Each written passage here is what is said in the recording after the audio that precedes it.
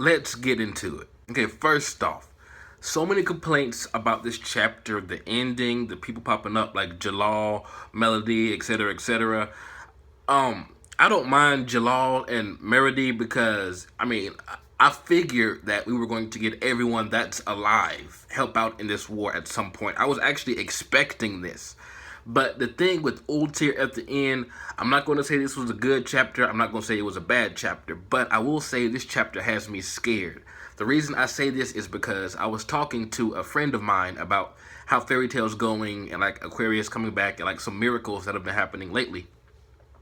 And I made a joke. I made a joke saying, like, I can see Ultir coming back in her young form to help out at the last minute and save someone. I swear I said that like a week or two ago. No, it was last week after Loxus's Red Lightning thing. It was like a day or two after that chapter came out. And I was talking to a friend and I was joking. And I said, like, I wouldn't be surprised since they brought Aquarius back, they'll bring someone else back who we thought was gone forever, like Ultir. And here she is. So the reason I say this has me scared because in that same conversation, I also said I wouldn't be surprised if like Oil came back or someone else that we totally forgot about. So if I was just kidding and Ultir really did come back, that lets me know that I don't know, Hito, I don't know what kind of stuff Hito is on. I mean, I'm not going to bash Ultir returning until we know how or why.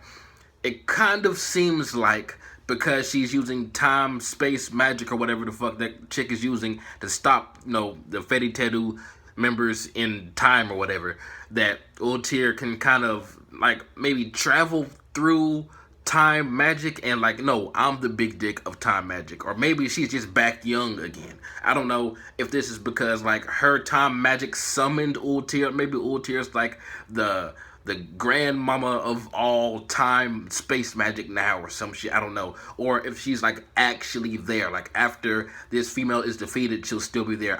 I think she might still be there because we got Meredy and Jalal in the same chapter and we know they all kind of work together.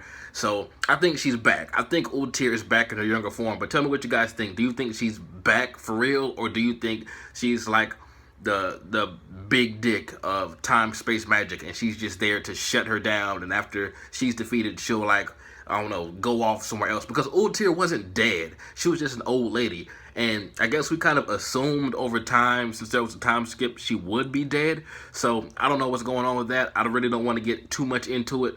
I just know that she came back and she's about to shut this bitch down and say, no, time magic is my thing. Like, maybe she mastered it when she was old, some part that we didn't get, we might get a flashback of it, and then she kind of reversed time only for herself and became young again.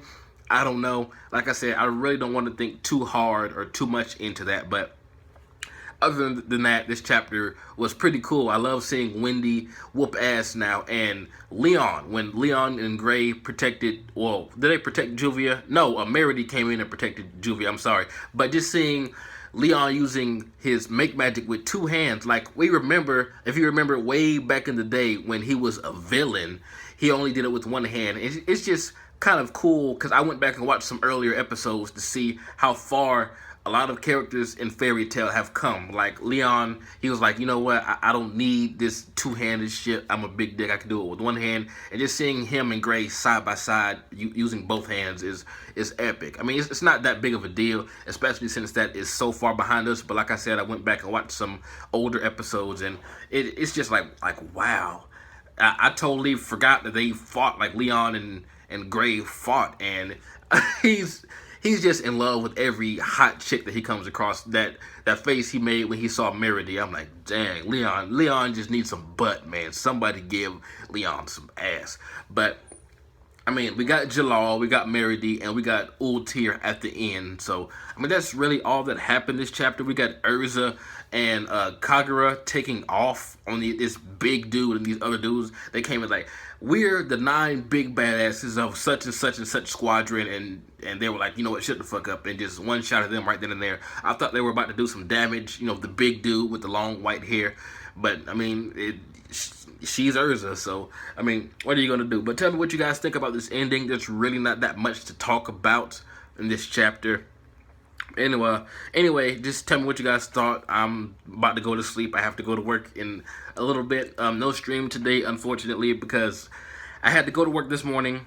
I worked for like 2 hours. I came back home. Now I have to go back to work in a few hours. I was not expecting that, so that just threw my day schedule all off. But anyway, this has been jbDAuchiha. Like, comment, subscribe. What do you think is going on with Ultir? Do you think she's back for real? Do you think she's like the grandmama of all time?